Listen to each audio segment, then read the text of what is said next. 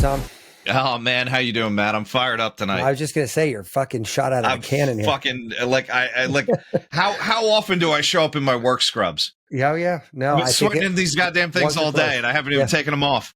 Yeah, once or twice I've seen you in your sexies, but I'm a full whiskey in too. Yeah, that's funny. So I'm the cliche guy this year. I did dry January, and I got to tell you, is that California sober or is? Yeah. You're still smoking, right? Yeah, it's California sober for sure. But so I've done that before too, and I did them together one time actually. A couple years back, and I was like, I filed that one underneath the category of there's a lot of things I could do. I don't know how many of them are advisable or I want to do, but putting no weed, no booze, no anything out to pasture for a month was sort of probably not my shining moment. Like, look, my brain needs something, and I tried to meditate my way through it. I tried to jog run my way through it. I tried, and there was just, I was like one of those Bernese Malinois or whatever, dogs that are just like, always on. You're like ready to go. What am I tearing apart? I couldn't stop. I couldn't. My brain was like, I was too far moving. You know what's always funny to me is the No Nut November. Because like fuck is that? Chinese, that's when you don't ejaculate for the entire month of November. I gotcha. And I was like, what are we talking about? Brazil nuts, cashews? Like, where are we at? A lot of people have peanut allergies. It's an awareness month. There's a ribbon and everything. No, but like, it's funny because in Chinese medicine, right? Our age group now in your 40s, they're like, the classics are like, your teeth are falling out of your head. This is happening. And I'm like, what? They're like people apparently when they wrote this book did not live that long. Yeah, my teeth are definitely not falling out of my head. If you're like over, and I'm going to misquote this, and the one Chinese acupuncture or the Chinese medicine scholar we have listening to this is going to be like, that's not right. That's when you're in your 50s. They're like, look, you shouldn't ejaculate more than once a week. And I'm like, I don't know about you, but no, that's not and then you'll look at like Taoism and sperm retention and all this stuff, and then modern studies, they're like, oh, you're gonna make so many prostaglandins and your testosterone's gonna go in the toilet. And then I met this one acupuncturist, and unfortunately he passed very young. And he was just kind of this like I kind of was like low key crushing on him, which sounds crazy, but like, he had this Italian fro. I have no other idea how to describe it. It was just curly, giant Italian hair. Yeah. Full sleeve tattoos. He was in a biker gang. He did Mongolian horseback riding. And he was like an ordained Taoist, Buddhist priest. Wow. And like he had a company in China that was literally translating things into English. And he did this 6-part seminar, and he just spent like 2 days doing 3 different topics each. And one of them was on like Yangshen, which is like living a long life in Chinese medicine. What do you do to like live a vibrant long life and all these practices? And he mentions the classics, and he's talking about not getting off.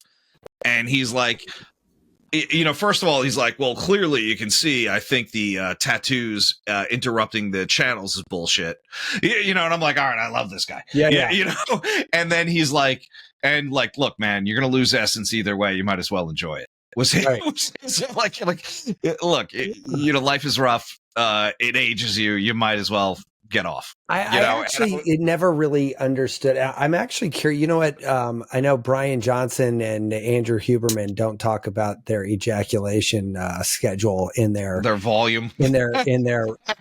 Well, what they don't mention, actually, I just watched recently the Huberman daily protocol because I was curious after we talked about the Brian Johnson one. Actually, his is very, very similar.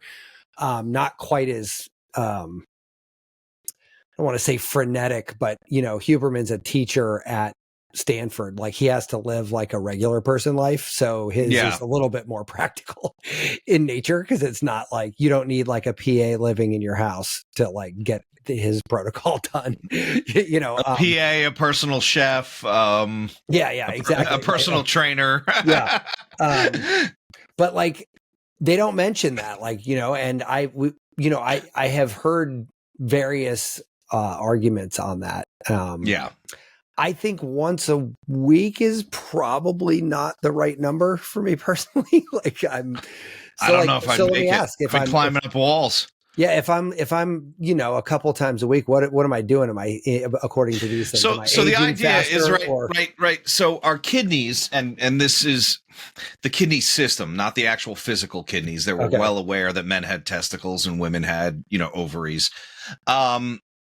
Holds our essence, and that's how long we have on the planet classically, right? So we get that from the mom and the dad, you know, the sperm and the ovum uniting, and that's them passing their essence on.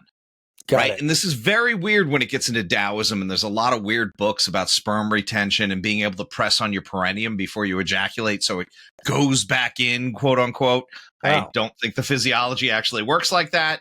And then there's like Manak Chia, who writes all those books about, like, you know, meditation, and he you know, and he wrote the book, like, I think it's called The Multi-Orgasmic. Somebody else wrote Multi-Orgasmic Man, but it's based off of his stuff. Yeah. And the idea is, like, you get pleasure, but you don't ejaculate, right? Because that's your essence going out. Now, women, on the other hand, they can come as much as they want, and they don't lose anything, right? We actually give essence out. So the idea is, if that essence is how long your you know, now I'm talking Greek, but that cord of life is, you shorten that every time you ejaculate, according to Chinese medicine principles. Interesting. Now, I remember, it's funny because I can name, it was Dave Asprey talking about that. And he's like, well, there's a study that shows when you do ejaculate, your prostaglandin shoots up and your testosterone goes down. Which technically should have a longevity effect. Right. Yeah. Right. So testosterone is actually supposed to be protective for males, right? It's a longevity thing, right? HRT for males, when they're not like juicing to be anabolic steroids, that's supposed to attribute to longevity. So it's pretty funny that you know, that correlation has been made in Chinese medicine. And even the idea, like, when you see a Buddha statue and the ears are gigantic, the ears are shaped like the kidneys. The kidneys house the essence. That's a sign of longevity, right? Big ears. Big ears. You know, and when we talk physiognomy, which is like looking at something and saying, oh, this means this is going on, right? There is something to it. It's kind of hokey. It's hard to prove scientifically, but many practitioners look at the color under the eyes. Clearly, we look at the tongue. We feel around the body. We look for weird moles, birthmarks, and the whole ear is mapped out as well. So the idea is that, like, if you're exerting too much essence, you go bald, you go prematurely gray, you know, and now modern days, clearly we know things like that, but, you know, what is true and what is not, I should say. And well, like weird. Things like balding and going gray, like those they've isolated those down to those genes. Yeah. Right. Like, so. And it's funny because I told you I started taking Nutrafol, right? And like Nutrafol. Oh, you did it? Is your hair getting thicker and glorious? So it's been about 4 months, and I will say I do think that there has been a shift in my hair for sure. Like you should totally go and buy the red light comb on Amazon and review that. Oh, interesting. Red light comb. It's like I've seen that. That's what, doesn't Brian Johnson use something like that? I have no idea. You know, they got a baseball cap that's got red light in it. Yeah, he uses a hat. Yeah, exactly. It's funny because when I was the director of acupuncture for a chain of wellness centers in the Mid-Atlantic, we had a guy come in selling this, like, it was like a $20,000 red light unit, right? And it was the cool thing about it is they had different accessories, so they were low powered LEDs. I'm freaking out because my thing keeps adjusting. But they had different LEDs, and they had like a boot, and they had like leg straps, and they had arm straps, and they had a helmet. And the Irish guy Store Elite, $2,500. the guy was such like he was making jokes and they were bad. You know, and our whole group was just cracking up the whole time because we were saying stuff. So I go, does it help with hair growth? And he goes, yeah. He goes, we got a helmet. And he goes, you know what happens when people use it? They get lightheaded. Yeah. And I was like, don't fucking do that.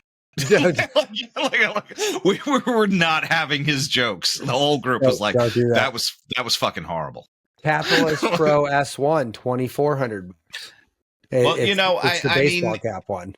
And it's funny because, like, Saluma is this one for facial rejuvenation, and there's a lot of acupuncturists doing facial rejuvenation, and it's kind of like a U that lays over a massage table. So they'll do a bunch of needles and they'll put the thing over somebody's head. And it comes down to, and it's the same thing with all the units, whether or not you have the panels or you're using an LED pad. It's the output equals how far away you can have it from somebody, basically, right? Yeah, the higher the output, the further away you can have it. Yeah, and even my red light panels, they even gave you the absorption rates based on how far away it was from your skin. Yeah. And so, like, you can dial in real, I mean, mine, I think, and God, it's been several years since I set mine up, but I think the inches I put mine away from it was like the super highest my lights could go. And, meant that I basically needed 20 minutes and that's it. Like, you're done. You know what I mean? Like, and so, if I move them away further, I'd have to go to like a half hour or something. You know what I mean? Like, it was. Yeah, you want that sweet spot where it's not taking too much time and you're getting a full dose, but you're not like kissing it. Yeah, no, totally.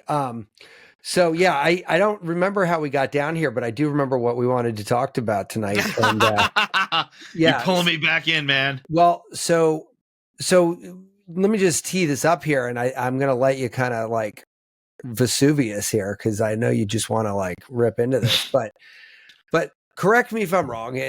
From what I hear, you hired a company to help you write a book, right? It was a good process in the beginning. It went along, and then it got, I wouldn't say there was a couple of hiccups. Let's say there was a couple of red flags that came up. But basically, where this really falls apart in our hero's story is our hero's story is 3/4 of a bottle of whiskey right now. But let's go. Where this really hits the fan is when it comes time for your book launch. They fucked it up. We by the skin of our teeth get that rectified, and now they're just fucking it up again. Right. And so I have a couple 50,000 foot questions to get us going on this. Let's keep it at 50,000 foot so you can't see the brand name in case it gets legal. Listen, there's a lot of people in this space in particular. Well, so many people are writing books because it is a good calling card. You know what I'm saying? It's not. You don't write the book to be a New York Times bestseller per se. You want the ability to say, I'm an expert and here's what I've done. And it doesn't matter how many times you've been quoted. It doesn't matter that you're featured in articles. They want you to have a book. I mean, that is the textbook play. We have some good friends that have done it pretty frequently and pretty well. And the thing with the books that I agree with you 100%. And, full disclosure, I'm officially rewriting. You're in the market. I'm officially writing a book again. Yes. I have gone to my second choice option while I figure out a better way to do my first choice option. That's what I did, man. Yep. That's exactly what I did. I was like, this one's the easier swing. Let me warm up. And I think that there's a part of it. This book is definitely easier than that. But I guess sort of where I was going with this was that, okay, so you got a guy like me. I'm very much like everybody else that we're talking about. Mm-hmm. And, you've got a little bit of a template because you probably have friends that have done it. Check. That's true. I can think of at least 5 people we both know that have done it. I think you could think of more than that. I think you're just not trying very well. hard. Well, yeah. This is real quick. Yeah. That was a back of the napkin calculation. And you also have you're well read. And people who are writing a book probably are also pretty well read. Which means like, you've got a lot of examples of books out there, and you have a pretty good idea of the process involved with it, the cost it's going to take, and the timing, right? And Yeah. to a certain degree, and I'm certainly not trying to minimize your recent experience, but to a certain degree, writing a book is a known formula, right? Like it is. It absolutely is. Fiction, right? nonfiction, there's a way to do both. There's a way to do both. And I don't want to, for purposes of this conversation, let's call it a little bit of a paint by numbers experiment, right? Because you can. I would agree with you because, like, honestly, this book I just launched. Yeah. I've got 3 more templated to this. Sure. You know what I'm saying? Like, I can change the subject. Sure. And follow the same formula.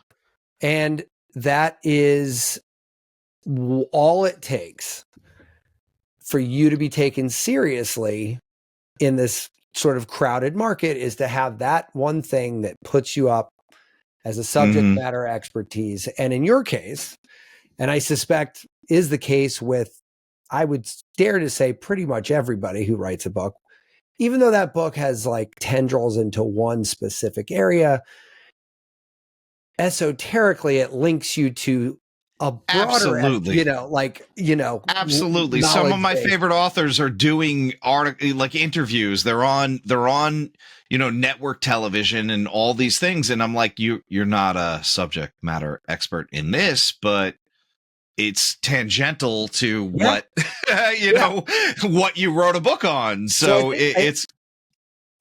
you're right. So here's my question. People like me that are following along the same path you're on, like, let's unpack what happened to you and kind of talk about maybe. Well, and I'm going to talk about this vaguely because, like I said, I'm hoping for a peaceful resolution. Oh, that was a telltale sigh. Yeah. Yeah. But within that, right? Well, so it's burning hot, right? You're at the end and it's burning hot, right? Well, and I just had several conversations about it today.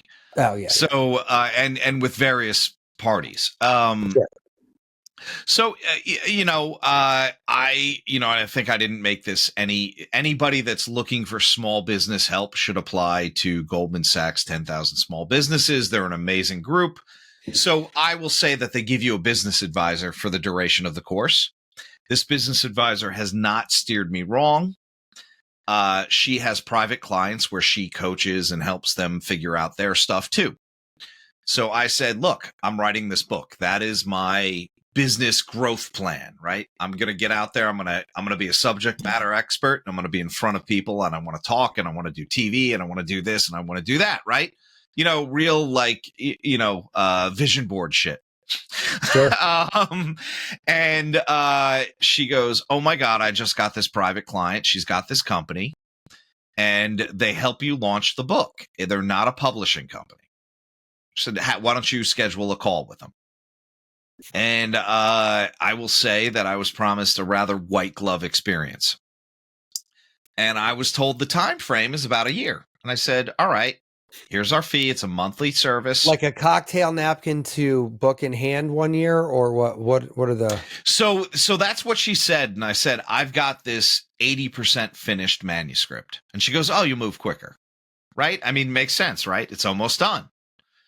So I got everything done, and I don't remember when I asked you for the forward, but that's kind of when we were kind of circling, sure. The final, hey, we're all done. So I got that done, and the first couple of months were, editing and copyright, and look, it was read several times by proofreaders. And every time I'm like, wow, they're actually doing the thing they said they're doing. This is great. And there's lag time, right? It's going to take a couple of weeks for somebody to read it with a microscope over it or a fine-tooth comb, and cool. All right, get the edits back to us. All right, got the edits back to them. All right, this is going to take a few months. That makes sense, right? We're not paying too much yet. And then there was a promise of like, hey, look, your book should really be launched in January. And I was like, well, I was really hoping for an October or November launch. So real quick on that, what was there any sort of like, as these recommendations were coming down, whatever they were? Yeah. Right. Was there sort of How was the experience? Was it like, do as It I was say because we're the experts, or was it like, well, they okay, were it's like, look, January if you're because of? well, January is the best time to release a one nonfiction in general, but two self-help or do-it-yourself guides, right? This is when people Sure. want to start something new, Right. resolutions, all that stuff.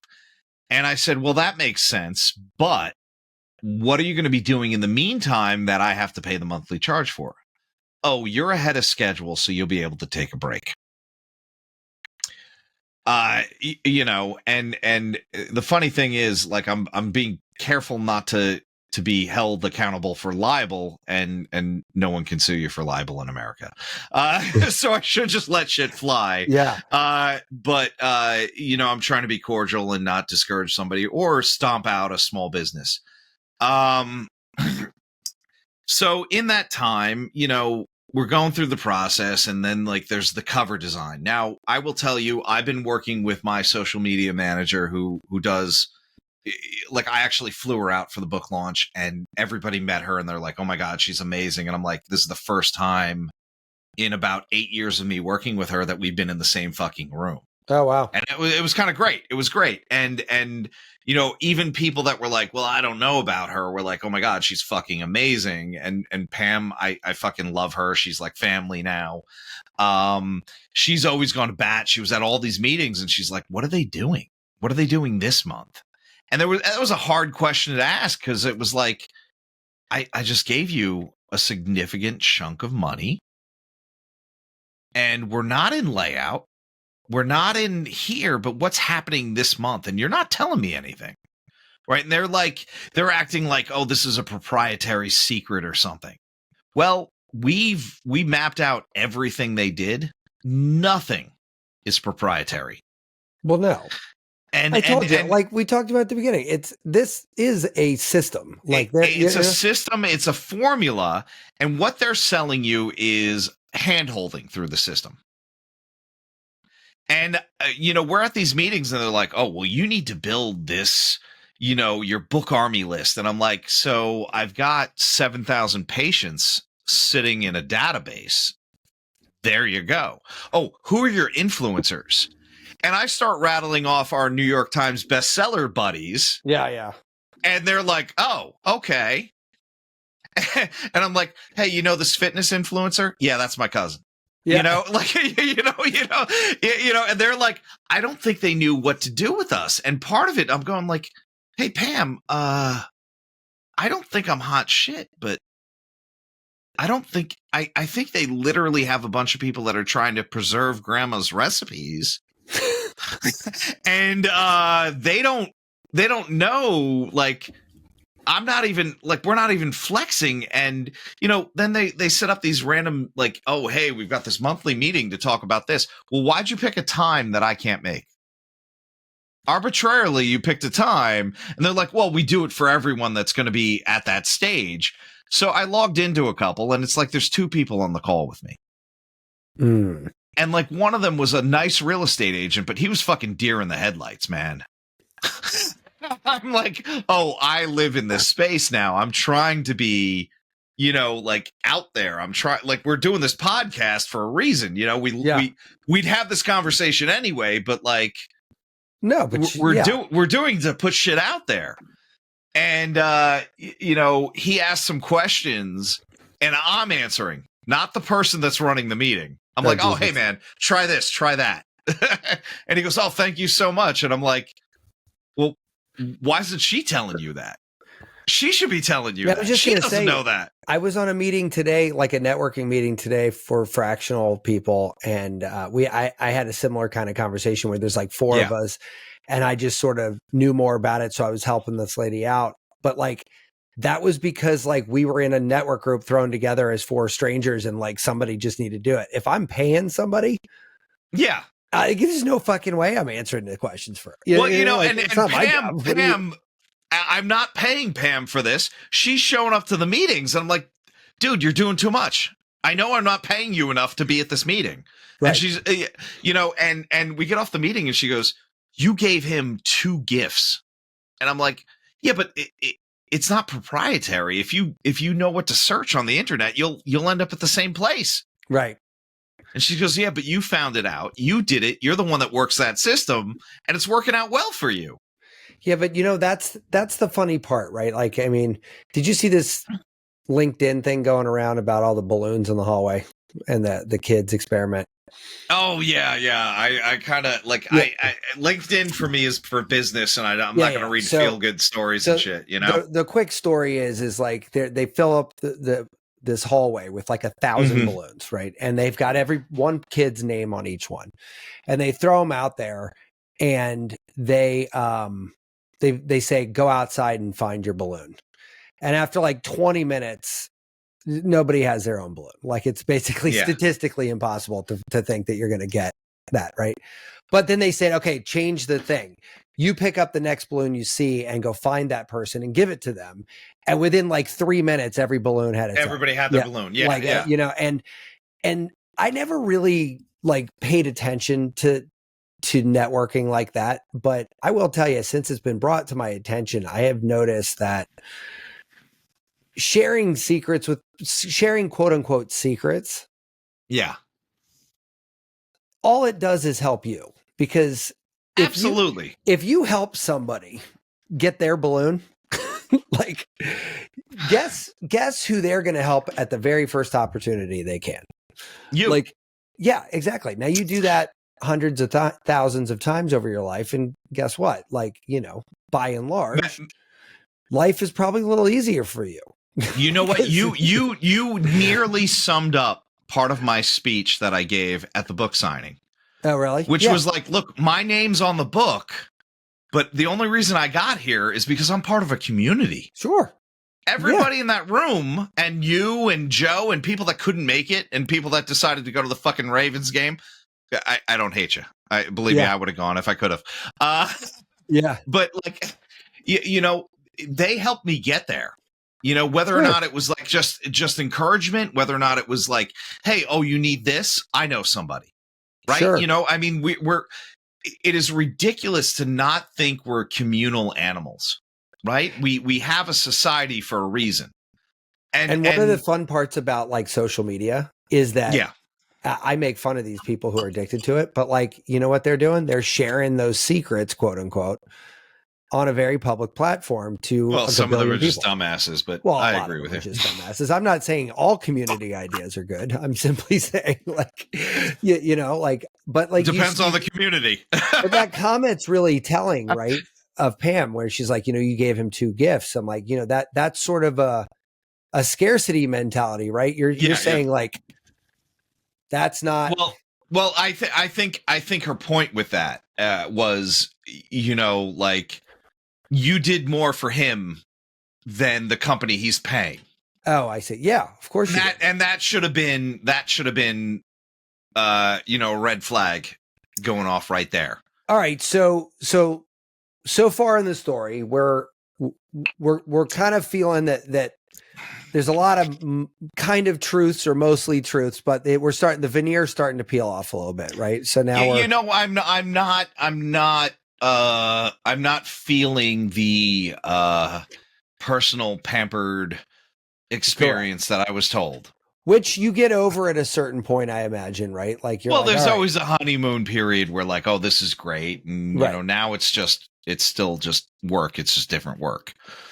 No, but okay. So, well, I guess what I was saying is like, we're at the point now where you're not happy. Now comes the launch. I suspect this is where the wheels fall off. Well, so what really got me first was I had 3 different people who, and this is funny. I'm big work from home. I don't think there's no reason to go in the office if you don't have to.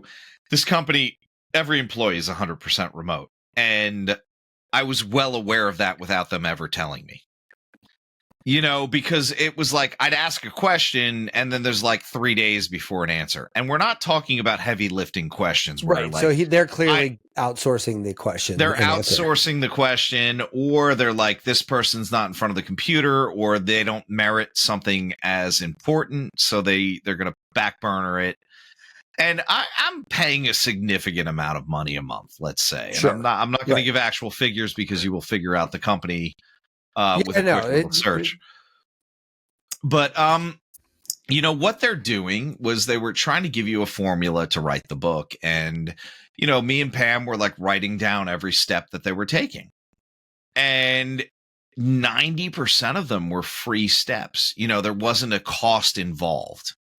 Right. You know, ISBNs, if you buy them in bulk, you can get for like a few $100s, you can get a bunch of them. So if you're planning on cranking out books, buy just 10, buy buy a 100, 10-pack. you know, and little things were like, you're sending me emails from this address and that address and this address. And it was so disjointed. If you just had a master, like put me in an Asana, put me in a Slack and say, here's the tasks. And here's when we have them. You know, like my thing was like, this is so disjointed. And then I'm getting we the have email. we have a Monday template that every project starts with that's already done. Why? You just like duplicate Why template. not? Why not? That's what I'm You saying. know? Like if I was a publisher, I'd be like, here's the next 30 weeks of your life And it's in like a Monday. you're not even automating that shit. No. You know? And I would have been more impressed had you handed me something like, here's how this goes. Look, lock and key. Just work through this and just go step by step. I would have been like happier with that. But there was like disjointed emails coming, and it's like, look, you gave me like a Google Sheets thing that there were dates that you were supposed to put in that aren't in there, and there's checks that you're supposed to put in that you didn't check. And it's like, I did all this, but like, you never told me when this was due. And then it's like, oh, wait, you didn't do that. And it's like, wait, I didn't do it because you didn't tell me I had to do it. You know, so the organization of the company was just utter shit. You know, now looking back at it, and you know, one point I actually had a conversation with Pam. Like, look, Pam, you've been holding my hand with me all the way through this. I kind of want to fucking fire him. Yeah. I think we can figure this out.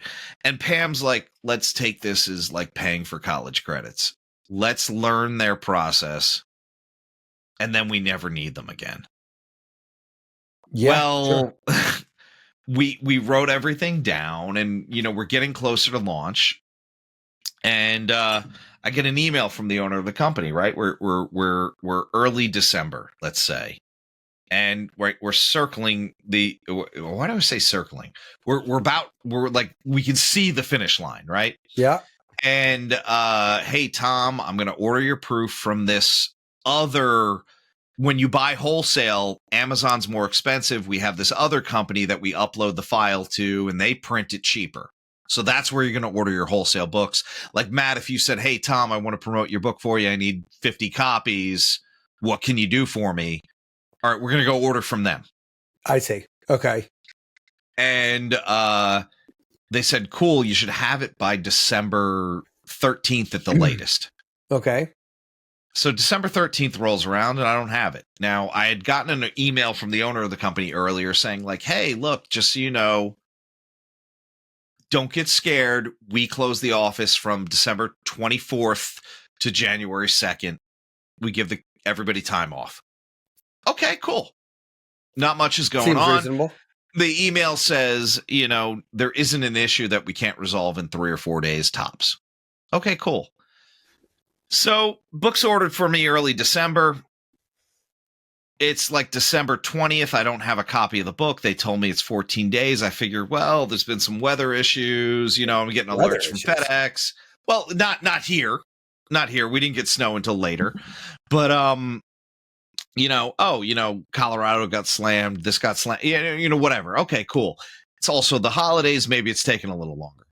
So apparently on December 26th, the day after Christmas, the company got an email from this third-party publisher that said, or the third-party printer that said, hey, there was a corrupt file. We couldn't print it. So it took them about 2 weeks to get back.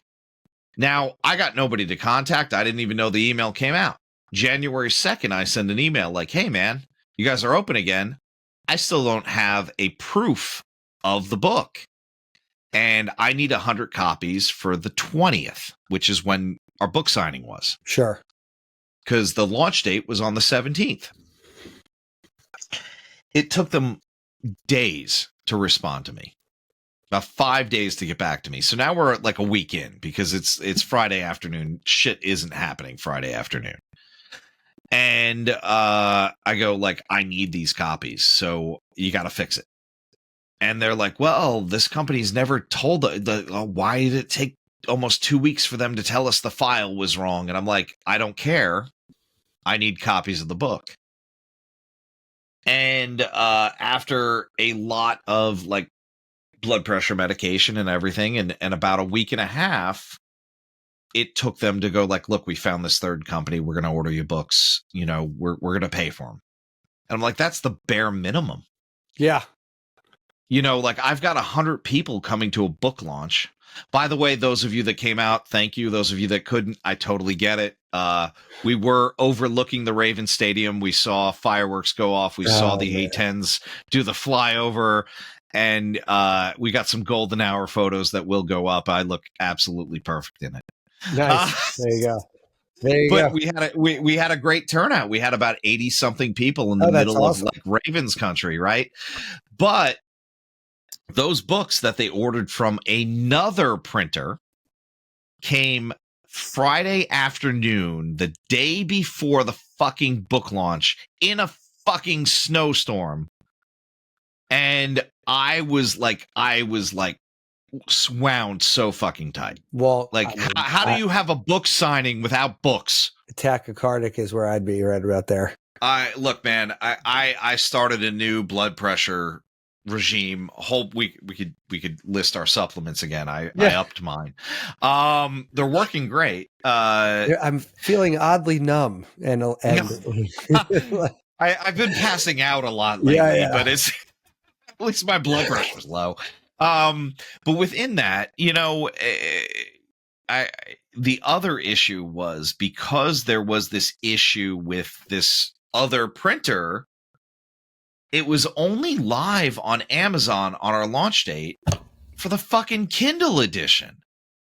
So I'm having people call me like, I want to support you. I want to buy the physical book. It's not on Amazon. And the company's going like, well, it looks like it's live on ravenbooks.com. I'm like, what the fuck is Ravens Books? Yeah. You Said have You're like, the 10 million pound gorilla. Yeah. Like, fuck Jeff Bezos, but that's the only game in town, bro. No, of course. And as of tonight... You never heard of Ravens Books? How dare you? Ravens Books, you don't get everything from there? Yeah. As of tonight, I think I got January... like a mop from Ravens Books, didn't I? Yeah. Ravens Books is all for all things related to the Ravens. Yeah, car batteries. Yeah, you know. So it's January 25th for whenever this actually launches. And as of today, Amazon has a paperback book, but it's from a third party. It's more expensive than I set the book at. And guess what? You can buy that book. I don't get any of that additional money. So how is somebody that you don't get money from selling your book? So they want the book in as many hands as possible, right? So I agree with this. They post it on every printing company. It's on Barnes and Nobles. It's everywhere, right? So you can buy it, but we say, here's what we want out of it. Or we say, here's what the MSRP cost is, right? Knowing that I'm only going to get a fraction of that, right? You sell the book for $25. I'm lucky to get $8, you know? And everybody gets a different cut. So companies will say, all right, we'll give you that cut, but we're going to charge $5 extra. Right. You know, so you can go on Amazon as we speak. Once again, it's January 25th. You know, what is that? 8 days after the book was supposed to go live. And you could buy it for $31 instead of $24.99. I don't see an extra penny. And like, they're like, oh God, we're so sorry this has happened. And I'm like, no. This is the point where you reimburse me. Yeah. Like, you fucked up. No. This wasn't our fault. There was a corrupt image. All right. Who uploaded the corrupt image? Well, it may have been one of the files that you sent us. Okay, so I sent you those 4 months ago. Yeah, I can get the Kindle book for $9.99. And that's the Kindle price. That is what that book is being sold for on Kindle. Yeah, and paperback $31.49. That should be $24.99, and that's from a third party. And if you check out the third party's reviews, it's not a 10 out of 10. It's like an 8 out of 10 or something. Got it. So, like, I want to be excited. I want people to be able to buy this book. I want to, not so they buy the book at the right price or they, they're lining my pockets, because this is something I really wanted to share, because it's for the people, if you will. This is everybody's medicine, and this is something you can do at home safely and effectively. And like, it's not supposed to be some erudite text that you have to go look up words and, oh my God, what is this term? It's like, no, this is down and dirty. Put it in your hands, read the damn thing, and start treating people, yourselves, other family members. And when you launch a book and you're like, oh, it's everywhere, except unless you want it on Amazon, then it's not everywhere, right? Like, oh, you could get it in Amazon in 2 days, but now it's like, oh, you want it? You'll get it 2 weeks from now. Interesting. This whole process is super fascinating to me, because well, when you get closer to like putting the actual book together and doing layout and everything, I'll just give you everything this company gave me, because once again, it's not proprietary. Yeah, We've been recording everything proprietary. they've done. They did not invent anything. Certainly, they sent me to buy the ISBNs. They sent me to a company that does the same thing they do. Oh, Jesus. Which, if that is not the dumbest, what's an ISBN move, cost these days? ISBNs, I think a 2-pack is like I think a 3-pack was under $200. Oh, so it's basically Library of nothing. Congress is free. All of these things are free, and I'm like, well, if they're free and I'm paying you X number of dollars a month, why aren't you doing them? Why are you even bothering me with this? What am I paying you for? Right. And if I was that company, I would just buy. I mean, could the company just buy like 200 ISBNs? Well, and this is what I told to them. I'm like, where's the value add? Buy 1,000 of these. Right. At pennies. And just like, hand them out like trading cards. You don't even have to do this part. We gotcha. Yeah. No, I mean, look, you could literally, it would take me, well, I wouldn't do it, but it would take an assistant of mine probably no more than an hour to look, I could hire 4 assistants for what I'm paying this person a month. No, I'm saying like they can, yeah, I'm sure. But like you can, in about an hour, maybe 2, you could have somebody write a template in like Jira or Monday or Asana or Trello or any of these things, and just have it be a template. Like here is the administrative side of book publishing, laid out by task. You can Gantt chart it if a little bit, if the and adjust timing for the specific project. But I mean, this like ISBN, right? That's on the list, dude, right? Like it's a checklist item. It's got to be a thing in there. So like you can do a lot of this stuff, I would imagine. And I'm really not sure why they don't. And I guess well, that was it. It's like, why not make it white glove? Why not make it turnkey? Here's what I wrote. Well, here's my question to you. This company, are they sort of doing it because like learning on the fly kind of thing? Like, are they just not great at this? They've been around for about 6 months. Oh, so they're okay. So that might no, 6 years. 6 years. Sorry, 6 years, not months. But here's the weird thing. When I thought I might have to take legal action, I started trying to figure it out. Where would I have to sue these people? And they're incorporated in one state, but all right, they're also in a different county. And you read this, and it's like, well, it's not. There's not an individual name that owns it, right? You have a parent company. All right. And then I looked at that parent company, and that parent company's moved in between 3 different states in 3 years. Yeah. So, I mean, there's something shady going on. Sure. And what I'm most pissed off about is I know that deer in the headlights guy that I was on the phone call with has no idea he's being taken advantage of. And what pisses me off more is they say they publish 50 books a year.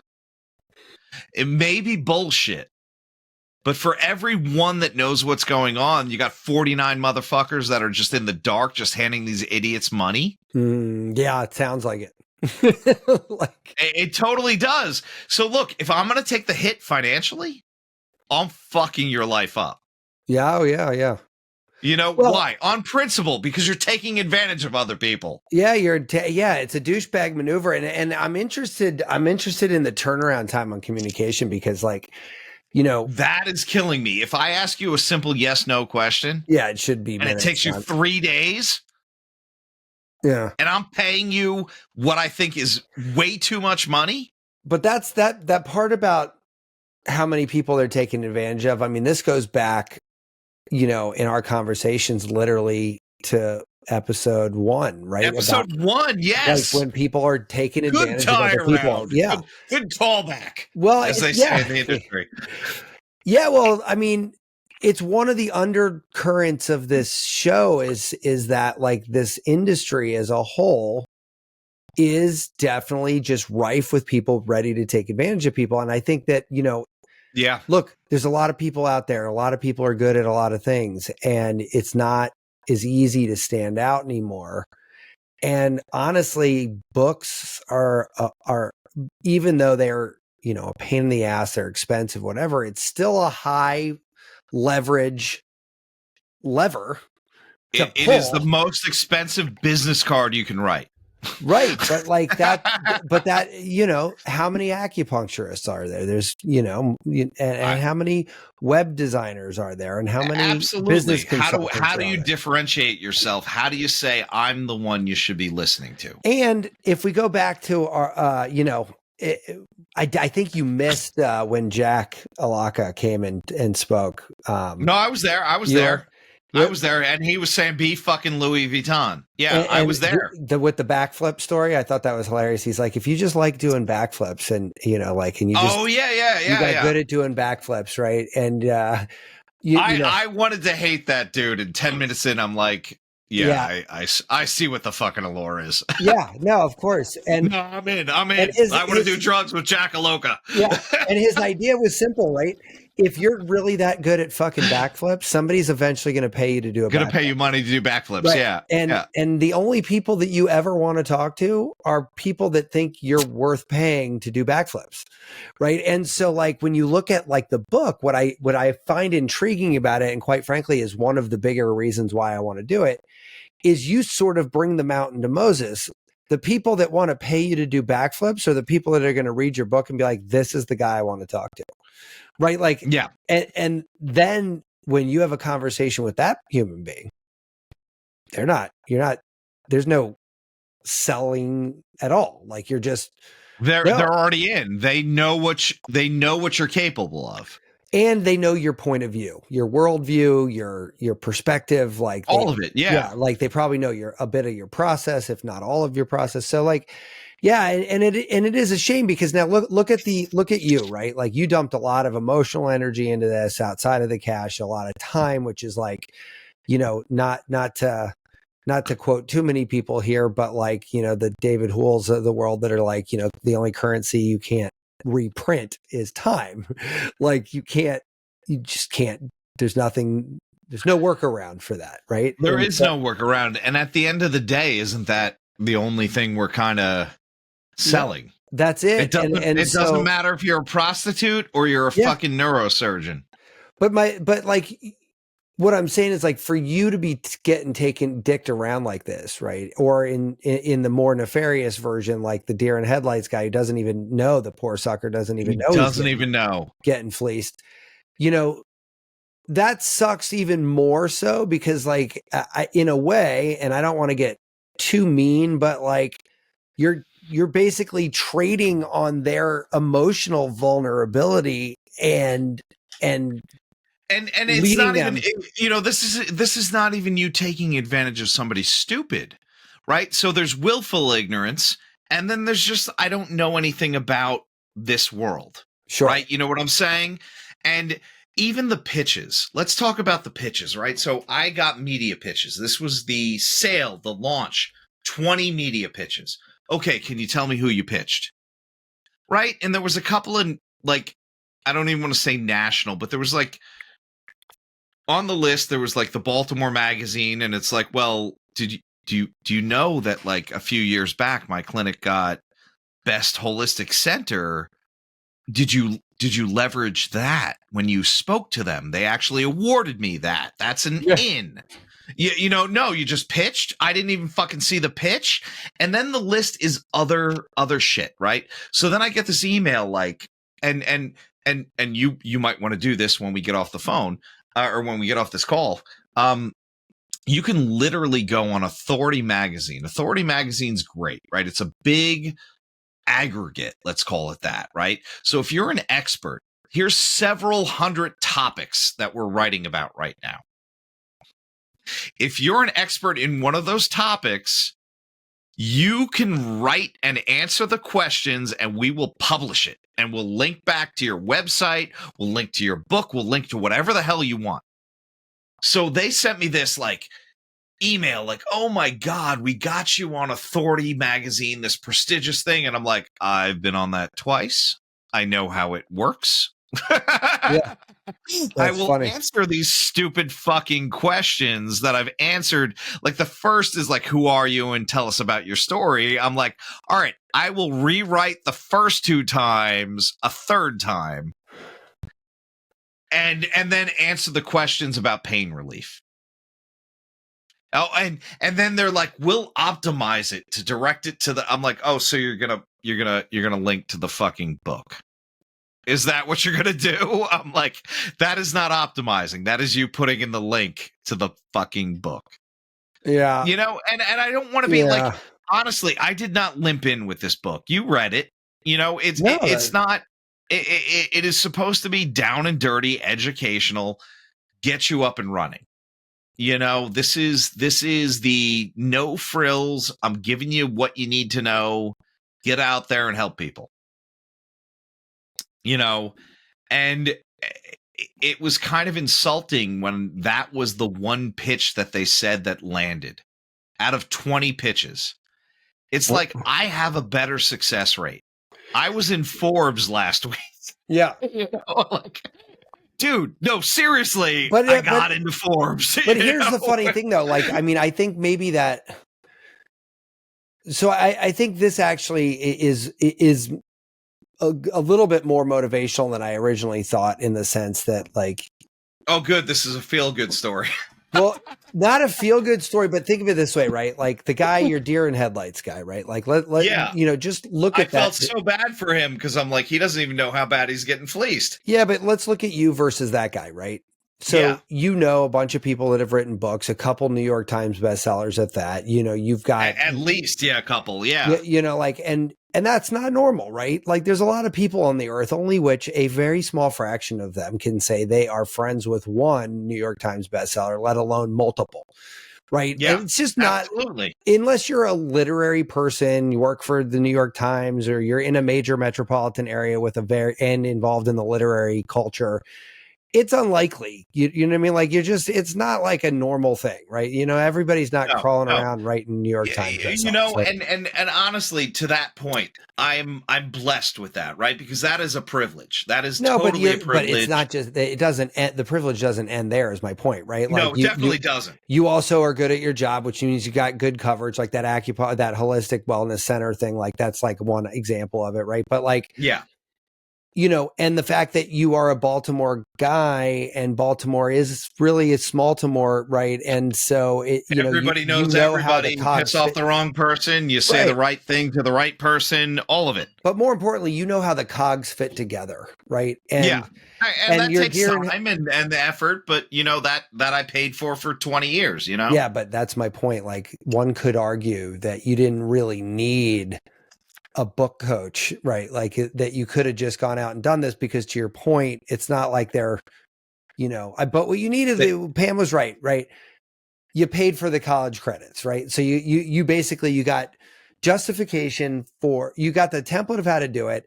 You were able to say, well, I could have done 7 out of 10 of these things, but now I know that I was right and that I'm good. And so next time I just have to lean into what I already know. And I suspect most people could do all of those things, but the way you and I think about the world and how we extract data from a situation and learn how to do something is not like average, right? And so, well, we're definitely not normal. We were told that by a double PhD. Yeah, right.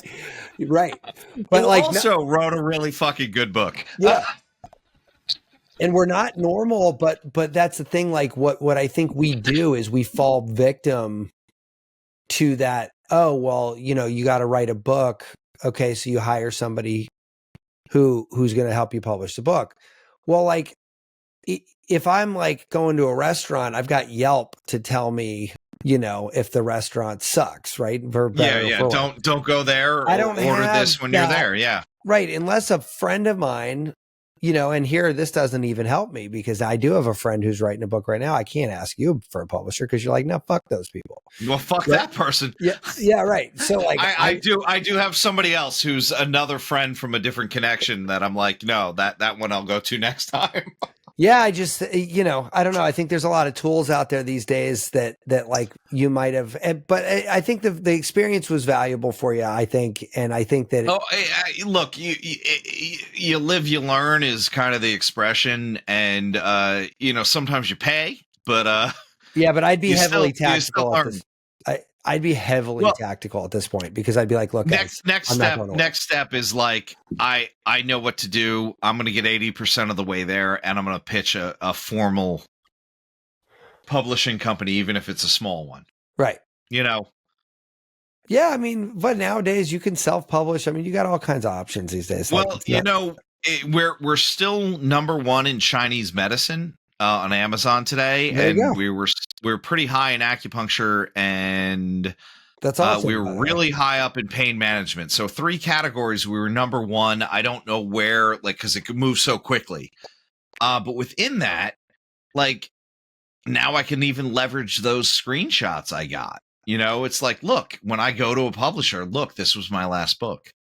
Yeah. So hopefully I can find some value in the whole experience. It's just when you're promised one thing and it's like when you start dating somebody and they're putting their best foot forward. Sure. And then like a couple months in, you're like, well, that's weird, but she's hot.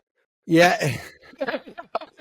So tell me, man, what do we say to the next guy? And I am the next guy. What do you say to me, like going into this process? Like what are sort of the I would say do your research, throw the Google search in, find out what you can do on your own first. And you don't need to pitch publishing companies, but it might be worth it because, like, here's my manuscript. What do you think? And if they say no, then go ahead, freelance it. Go to Upwork, go to, whatever that company is that you can find your copyright people and your proofreaders, and you'll have a good experience and you'll save a shit ton of money. And then Amazon will help you publish, right? So if you want to get listed on Amazon, the #2 and the #3 books, I could tell they published their own. And I started a publishing company just so I wasn't self-published, quote unquote. Mm-hmm. Right? I now own that. If you want to publish through mine, I'll let you. Yeah. That might be fun. It's cool. It's cool. It's this logo, by the way. There you go. That's fun. Junzi, which means gentleman in Chinese. And now your publishing company will have 2 titles. Why not? Why not? We can have a whole thing. And here's the funny thing. We're talking about this proprietary thing, and I wanted to talk to you offline about starting to develop products, which sounds so crazy. No, for sure. But look, man, I made a let's say, a sexual aid that'll work for everybody, like a supplement, and it's not a take it and you get a 4-hour erection. It is like a long-term, what gets blood flowing for both men, females, transgender, doesn't matter. And I walked into Mom's Organic Market, and I saw something on the shelf, and I'm like, all right, I'm going to buy this just to see, but my product's better. Why are we not doing this? Yeah. There's companies that import, everything. They'll import saunas and they slap their name on it. Oh, sure. But I mean, why are we not undercutting them, man? We talked about this ring. I got 2 panels in the other room that may as well be Juves, and a box of rings here that are just Aura knockoffs. Why are we not slapping Irreverent Health on everything? Why not sell out? Yeah. We're just doing sell out. It's the great fucking American dream. That's what South Park did. They're like, no, fuck you, we're selling out. And then they showed up at an event in women's dresses and high on LSD, and they were just gonna the whole. I mean, it's hysterical. They just said, we're just gonna say how happy we are to be here and not acknowledge the dresses or the fact that they're full on tripping balls. That's hilarious. And I was like, I respect them more for that than really anything they've ever done. But what it is, you get a little steam under your belt, and we talked about Andrew Brian Johnson last time, and we were talking about Huberman before, but these guys didn't necessarily have to come out and hawk products, right? Because they had like a routine that was replicatable, right? Like, so there's an affiliate link to AG1 on his site, and then there's like an electrolyte drink also. Same thing. He's got like affiliate links onto all that stuff. But I mean, AG1, it's not like a $5,000 sauna. It's but I also feel like that's a little bit cleaner because it's on their website. Yeah. They know, when I buy this, that guy's getting a cut of it. It's not. There's not a he's talking about it. Is it because he really loves it, or is he getting a cut? Sure. Yeah, but I think that again, that whole road to subject matter expertise begins here, and you kind of got to do it. I mean, I'm glad you did it. I'm psyched that it came out. I just found out on this call that you guys hit #1 in Chinese. That's pretty cool too. I mean, well, yeah, we had 3 different topics that we were #1 in, and you awesome. Couldn't get a paperback version of it. Well, keep us posted on how that goes. In the meantime, what are you getting into? Or are you just sort of all consumed by editing rage and just... Well, look, this is kind of, and I hate this fucking expression. It is what it is. I'm here now. I have so many other things. My fucking clinical team is crushing it, and I have been checked out this last month with all of this book stuff. And we're about to be able to offer acupuncture to Medicare patients. And I am just about to sign the contract, and everything looks golden. And the person we have coming in to be a MD medical supervisor is just great. And there's so many positives. Yeah. Part of the journey. You take a loss, you take the wins, and everything kind of equals out at the end. What are you up to, man? I got a couple AI projects going on right now, and I know that term is getting thrown around rather nonchalant these days, but these are legitimate AI projects, and I am having the most fun I've had since 1999 in technology. Honestly, man, this is so cool. I was talking about AI with at least 4 patients today, and I got to figure out what I can do in this space with what I do now, because it is so exciting. It's so exciting. Yeah. It's like indescribable. Because it's funny. I was joking the other day. I said I think we need a new Godwin's law for AI, because it broke the previous one. Well, I mean, I think you're you're way more likely to mention AI than you are Hitler. So like, this, Yeah, very true. and it's coming up. I mean, and if you're in bio circles, then there should be another Godwin's law about psychedelics. Like, it's like, how long until? It sounds so much like an echo chamber. Oh, so it's crazy. So the funny part about all of this is that, and here's why the book thing is interesting, because it's on the one hand, you have AI that could technically write and publish the entire book for you and have nothing done, because it can be that whole thing could absolutely be, systematized and prompted, right? Like absolutely 100%. Like 1,000. Yeah. I mean, not even so like it opens up like kind of a little bit of a lot, not a little bit, but a lot of a conundrum. And I think that as like philosophically, the conundrum's much bigger than it is practically at the moment. And now I'm not saying it won't be big, but like the reality is all of the AI tools that are out there right now are fucking awful.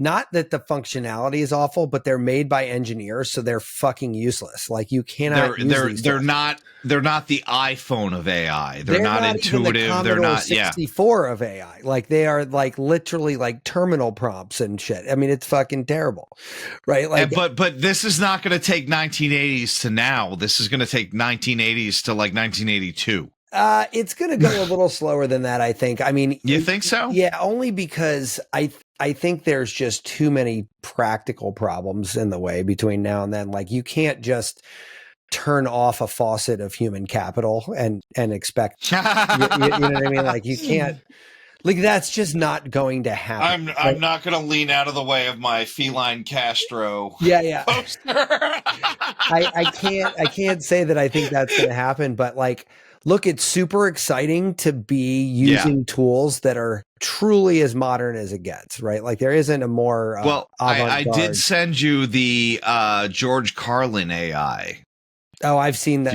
I've seen a couple. Did you see the Steve Jobs Joe Rogan interview?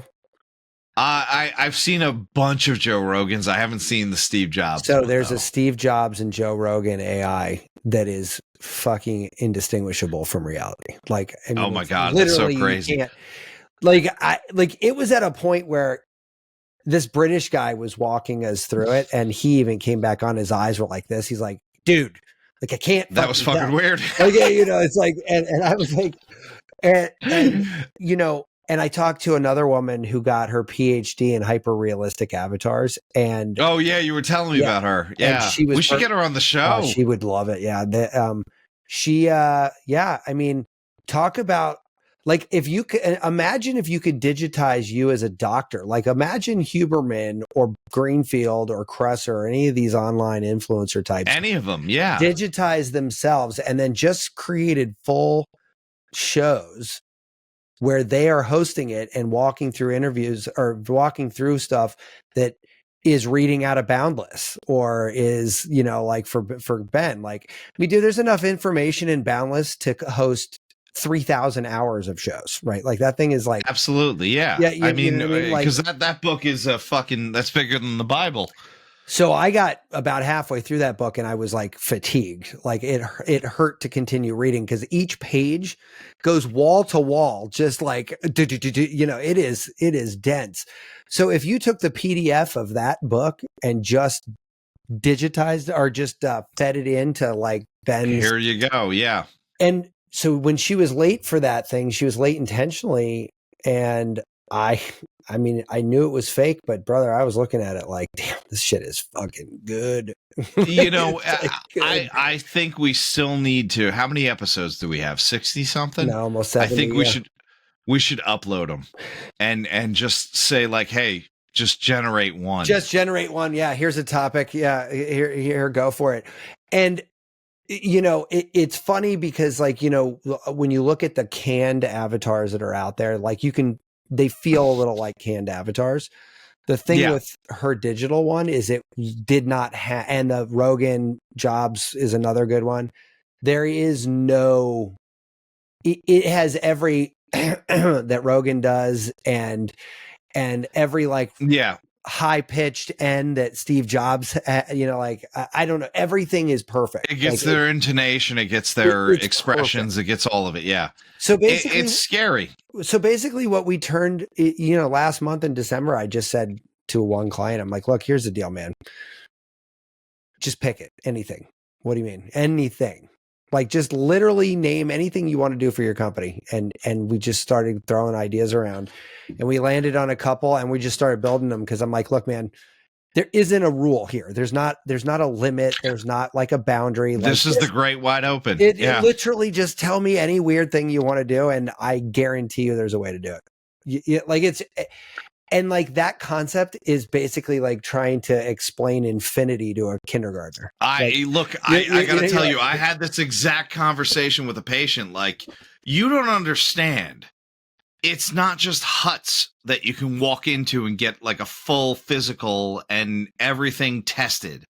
It is anything you want in this universe, we can make happen now. No, it's crazy. It's crazy. I'm opening up a conversation with the client who wants to do an architecture firm in the metaverse where the whole house, no, hold on. This is crazy. Where the whole house is designed in the metaverse with the client. And then they print out a CAD drawing and build the physical house out of the physical house.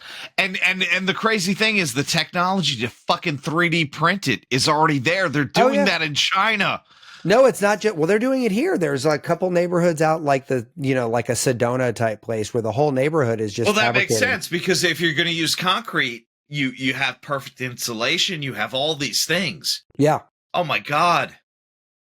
No, it's wild, man. It's going to be a crazy world. And so like when I was in graduating college in the late 90s, I mean, an Ethernet jack and the speed in which you got access to the world, that blew your mind. Was transformative. Yeah. Like it wasn't just like a hop forward. It was like jumping into that car from that motorcycle from Tron and just dropping into some crazy. I made a Tron reference today too, man. Like you're this is too serendipitous. And all of a sudden you're doing light speed on a blue line. You're like, I don't know what's happening here, but and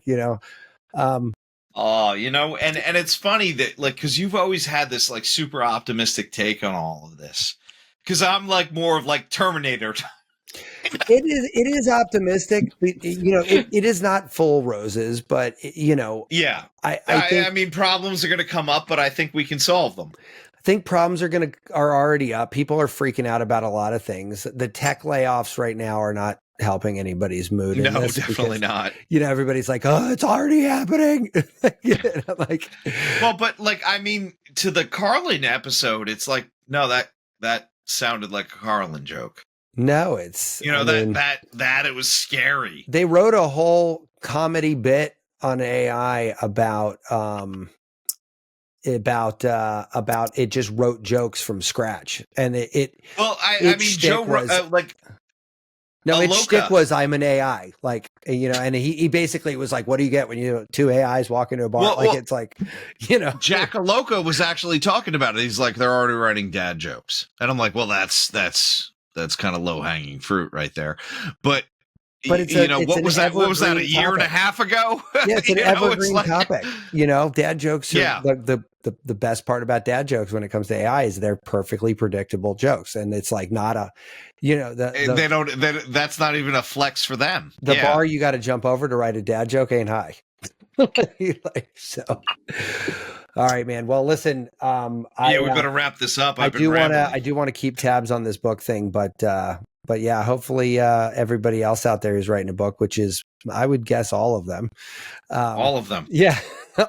It goes a little bit better. All right, man. All right, man. Good, I'll talk to you soon. You bet. Be subversive, irreverent. Health is wealth, but you knew that. Everybody knows that. But so was following us on social media at Irreverent Health. And check out our website for more exclusive content at irreverenthealth.com. Oh, I like this. Thanks for tuning into this episode of Irreverent Health.